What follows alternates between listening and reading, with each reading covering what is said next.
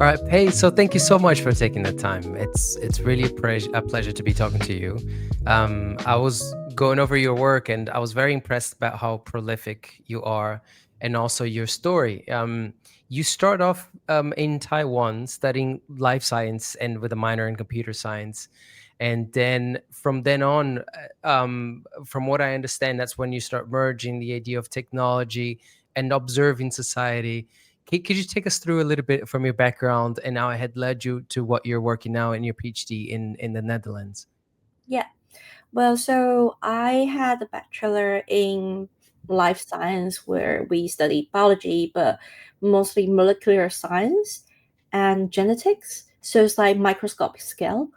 And because the school was very free on taking the minors, so I took the computer science. Originally, like I was thinking about choosing computer science as a major, but I think there were too many clever people in there, so I thought it's nice to have something that has the physicality. And also, I started as like wanting to dig out dinosaur fossils, but ended up with something else. So I also had a minor in cultural studies and humanities. And I think this link of three different disciplines really brings together how the same thing can be unpacked under different mindsets, or like the way different areas of studies try to understand the same thing. And then I was also doing photography, so this mixture of like practice space but also perspectives dealing with different kind of mediums um, sort of come together when I was doing my master degree in RCA, in Royal College of Art.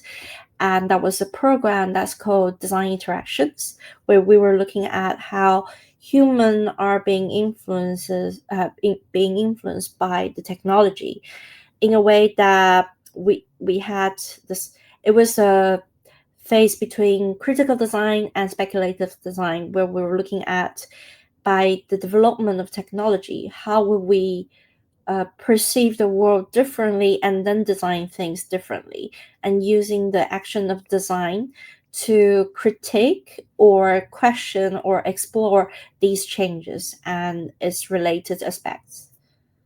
Yeah. You are also an artist and designer, and a very prolific one. I was very impressed in seeing the amount of exhibitions and projects that you've been involved in. So a few of them are Virophilia, Discourse of Viral Boundaries, Unspeakableness, Tame is the Tame, Guiltless Excuses, Leaving Ashes. Um, how do you define creativity, and how is that a part of your personality and of your interests? How do these topics come about for you?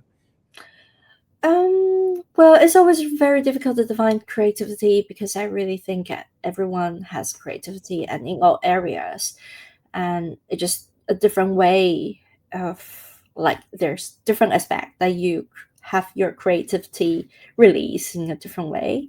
But in the projects themselves, I think very often I switch between the mentalities.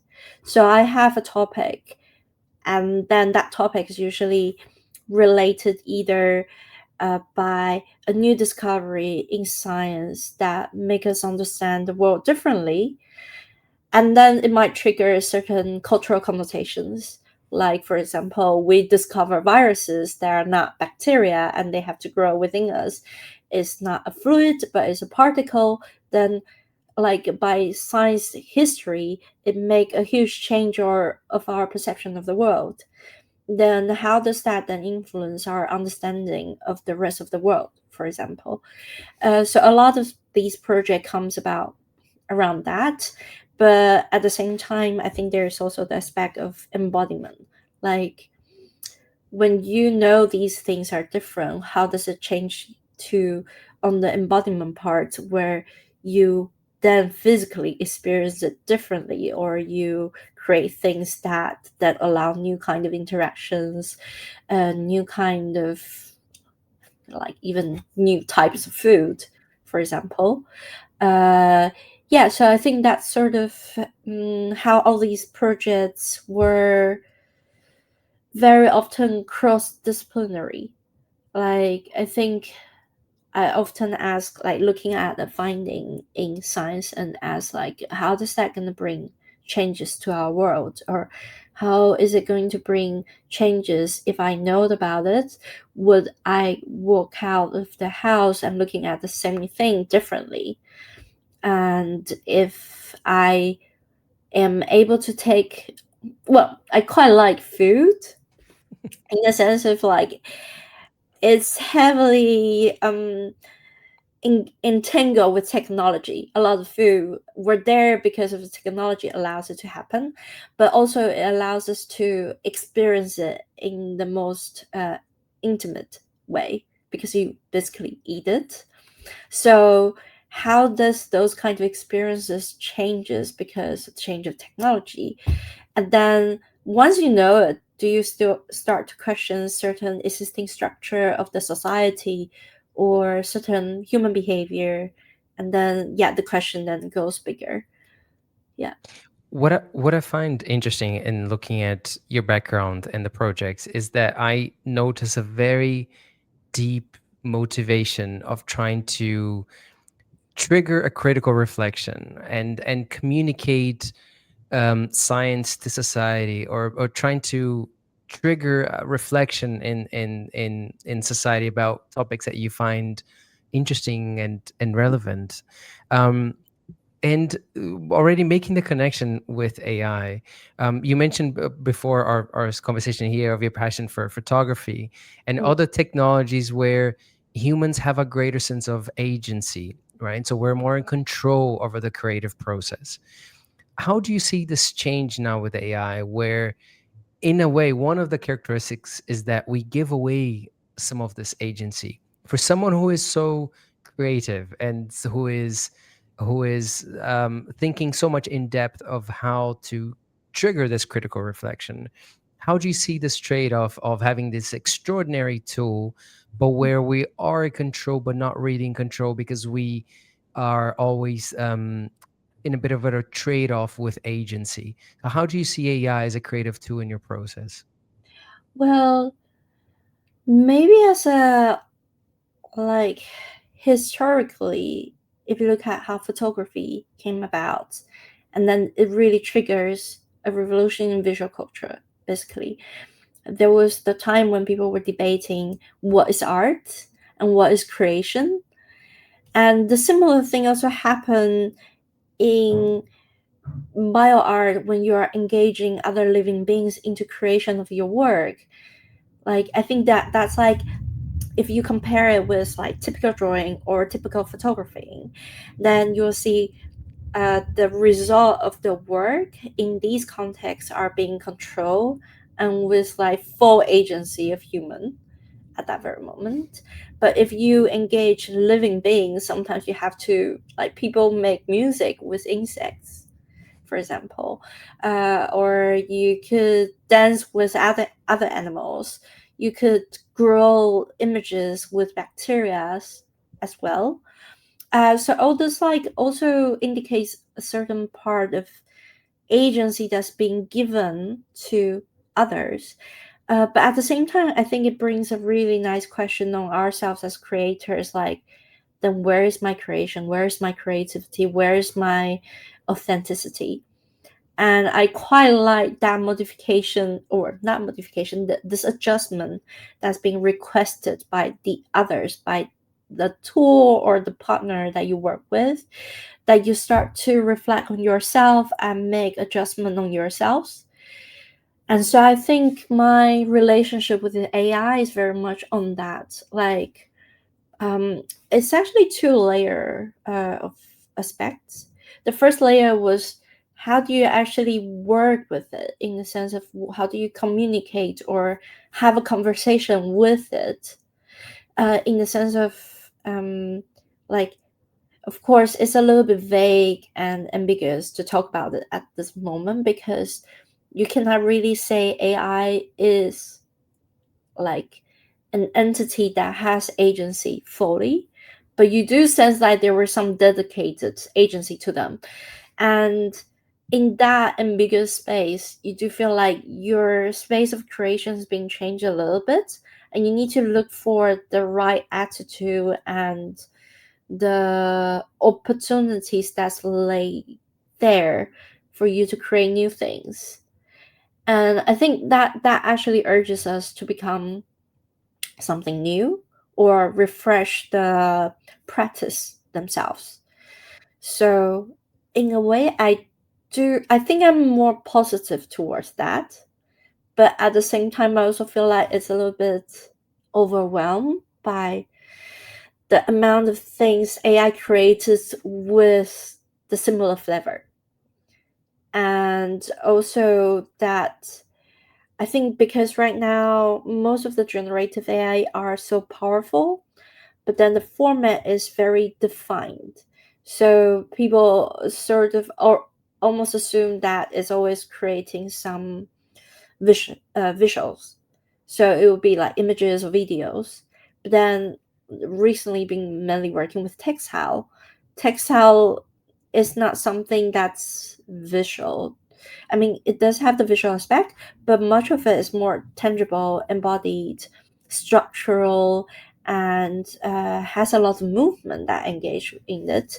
So, how do you work with those AI and to make them effective for the practice instead of making it become a burden? Becomes very, very important because a lot of AI generated things are not basically they're not makeable or actionable by textile practices. And I think in that space, I start to learn throughout my research gradually that we actually don't need the AI that are so powerful to be creative. Like AI allows us to see more possibilities much quicker, but in that case, you only need an AI that's much less powerful and much more efficient. That's tailored for the language that we are using in the creative process. Yeah, I don't know if that answers your question.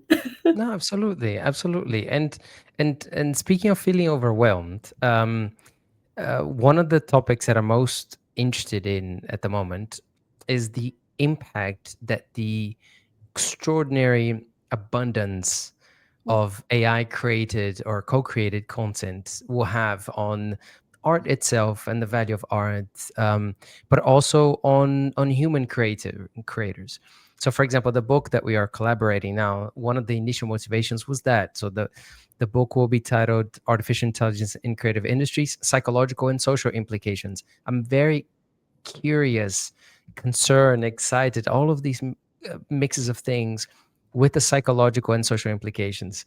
One of the psychological implications that we identify and speaking with many other creatives is on motivation.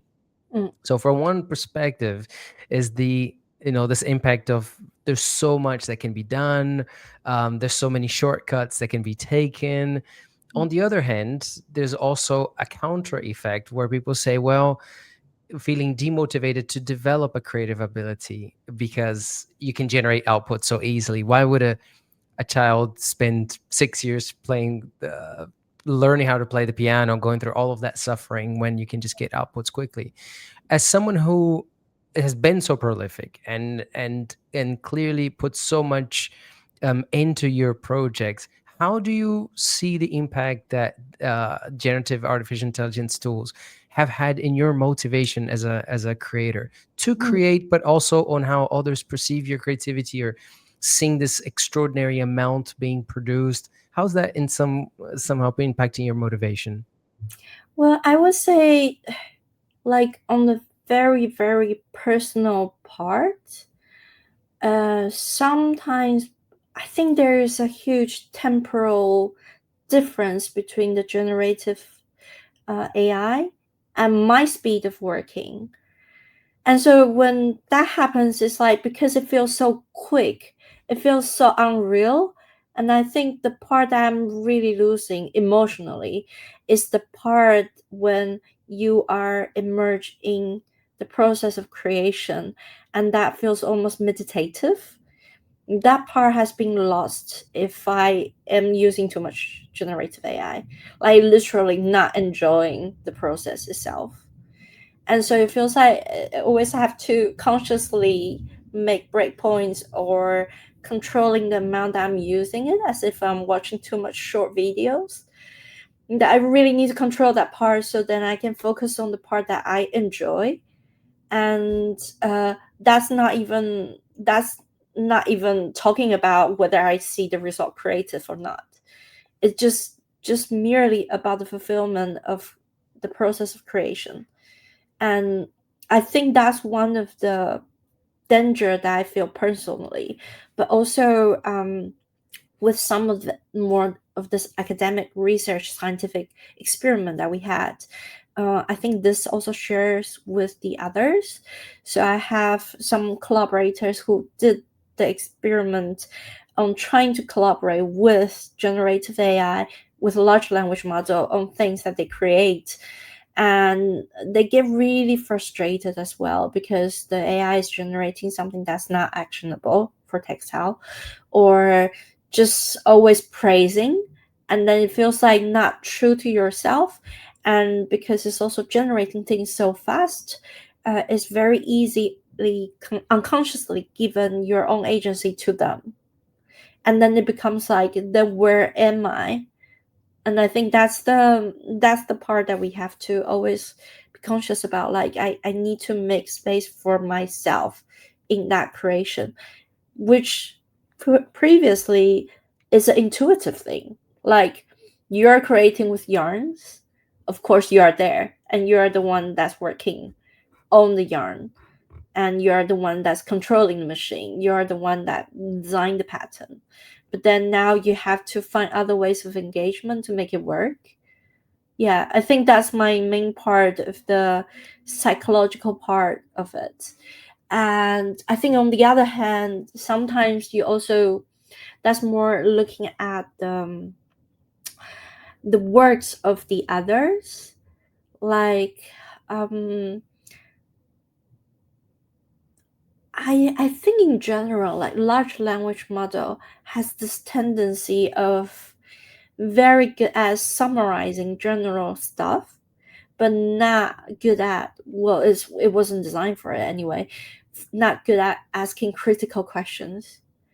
And I also feel like the proportionally artistic work created by AI has to have a really good setup and narrative in the beginning to still remain that criticality. So it becomes harder to find the work I enjoy in a way. I don't know why. Yeah. I mean, there is still a lot of work, but it seems to be diluted. Yeah. Yeah. I think it's really interesting what you say of how it impacts the relationship with the process, right?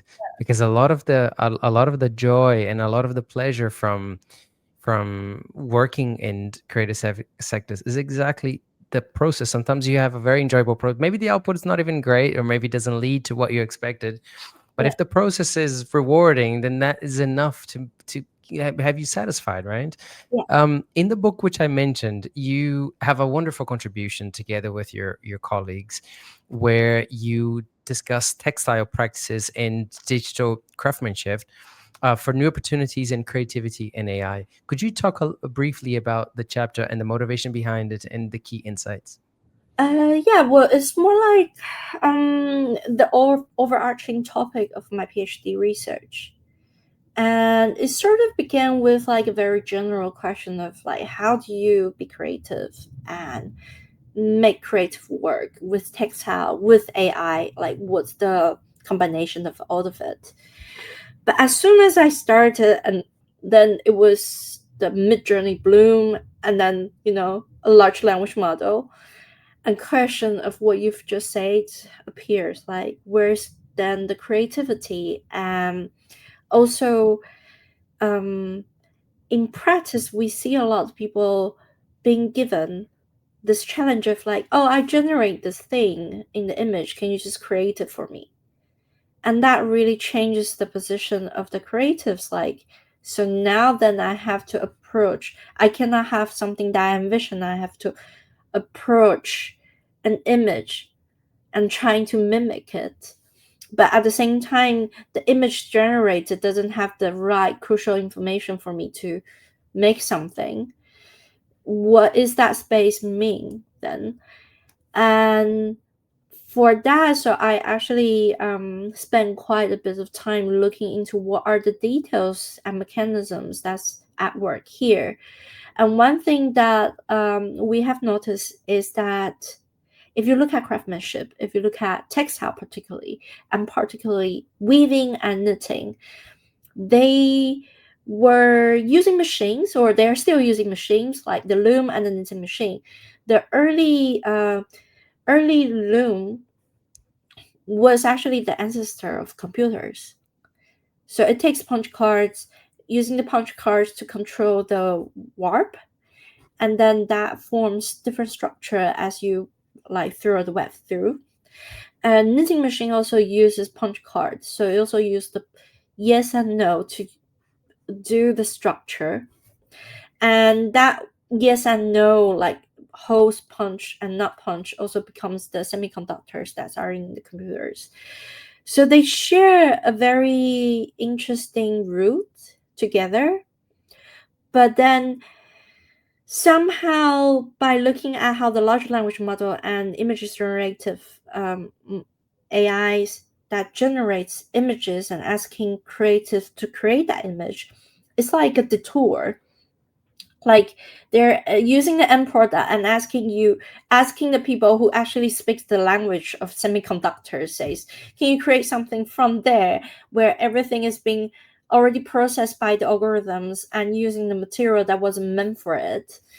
Then it just like feels so wrong. So it took me a while to relook at the language and the information flows within the textile practices, and what are those. And also through that process, that it becomes really obvious, because I didn't have the textile training. So I come to textile design sort of as an outsider, and then gradually learning it. And in the process of learning it, then I realized how sophisticated, how hard it is.